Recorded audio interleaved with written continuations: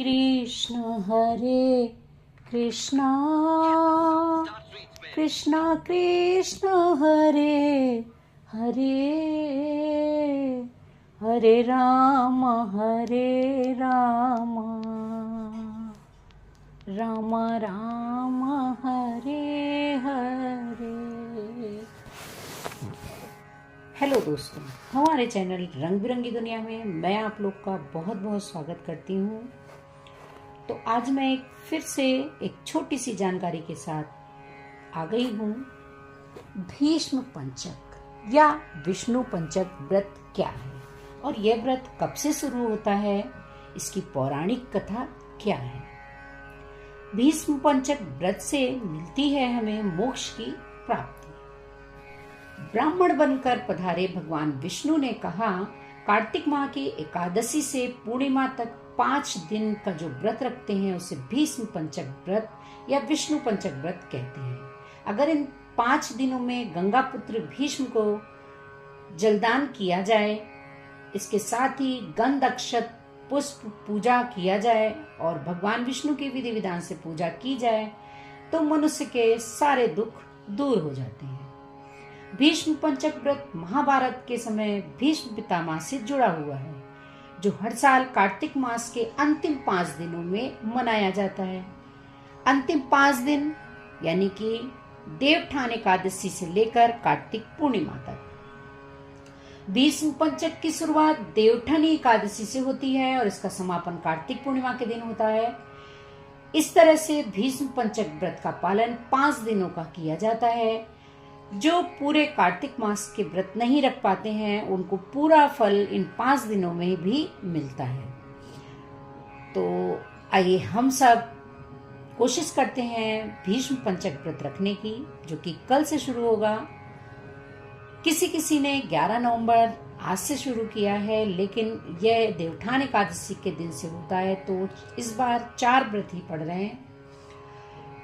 इसे पंचभीका और विष्णु पंचक के नाम से भी जानते हैं। मान्यताओं के अनुसार इन 5 दिनों में जो व्यक्ति सच्चे मन से उपवास रखता है उसे उसके सभी पापों से मुक्ति मिल जाती है।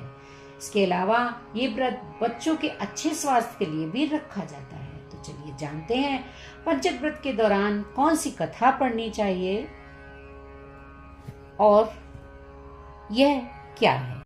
भीष्म पंचक व्रत 11 नवंबर 2024 से हो रहा है और इसका समापन 15 नवंबर कार्तिक पूर्णिमा के दिन होगा। इस पर्व को पंचभीकु के नाम से भी जानते हैं। कार्तिक स्नान करने वाले लोग पूरे विधि विधान से इस व्रत को रखते हैं। तो अभी भी समय है। अगर आप लोगों ने पूरे कार्तिक का स्नान नहीं किया है तो इन 5 दिनों में भी आप 4 बजे स्नान करने के पश्चात 5 दिन फलाहार या एक टाइम भोजन करके व्रत रख सकते हैं।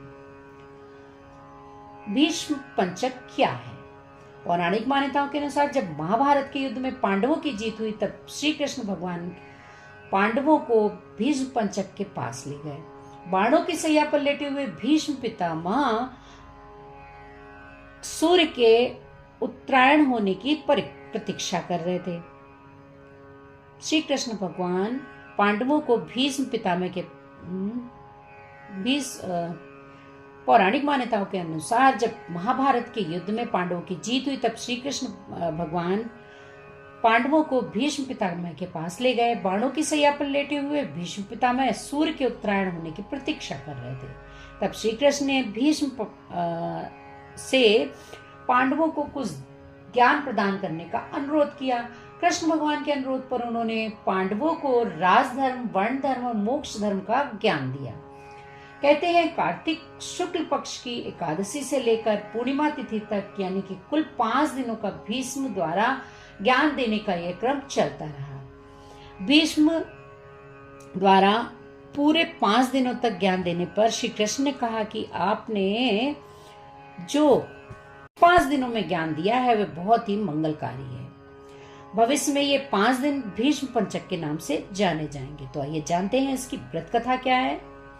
भीष्म पंचक का व्रत का पाठ सबसे पहले ऋषि वशिष्ठ, ऋषि भृगु और ऋषि गर्ग ने किया था। फिर इसके बाद महाराजा अम्बरीश ने इस व्रत का पालन किया था। भीष्म पंचक व्रत की कथा भीष्म पितामह को समर्पित है।